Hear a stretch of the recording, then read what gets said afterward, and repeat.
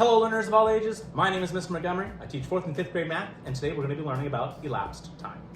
Now, elapsed time is just a fancy way of saying that you're trying to figure out the time it took you from the beginning of your project or travel time to the very end of your project or travel time. For example, we have our friend Jimmy, and he went to the library at 10:50 a.m. and did not leave the library until 12:55 p.m. We want to know how long was he at the library. Well, first things first is we need to count how many hours he was gone. So on a clock, we're going from 10 o'clock to 12 o'clock. Well, we know that's 2 hours.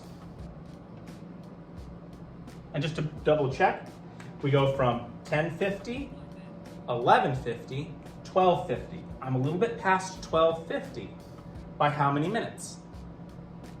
5 minutes. So I have my 2 hours, I have my 5 minutes, and I'm going to add those together to get 2 hours and 5 minutes. You always take your time that you start with and count up by the hours. Again, 10:50, 11:50 is 1 hour, 12:50 is 2 hours. Since it's not 12:55, well, then I know that I have to add 5 more minutes. Now, what if it was this? Makes it a little bit challenging.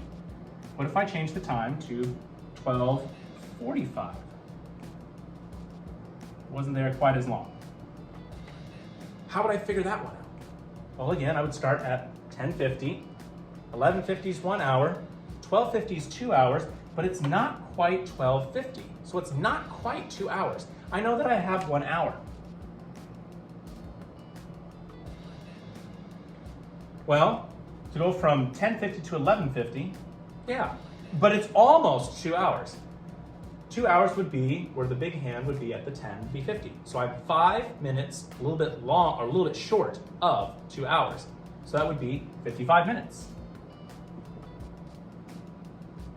So I have a total time of 1 hour and 55 minutes. Mr. Montgomery, a little side tangent here.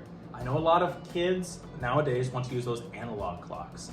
Analog is where the time is stated as this, 10:50 a.m. It tells the time based on standard form or number form. And that's all well and good, but I strongly encourage my 4th graders and my 5th graders and beyond to work with analog clocks. Like, change your clock to an analog clock on your watch. Give yourself some practice reading an analog clock. And how you would read an analog clock is you would look at the hour hand first. For example, here, I would look and I see that it's almost pointing to 1, which means I know that it's not quite at 1 o'clock, it's a little less than 1 o'clock. So I know that it's 12. I know that I'm going to count by 5s for each number that's on the clock. 5, 10, 15, 20, 25, 30, 35, 40, 45. 45. And then I don't know if it's AM or PM.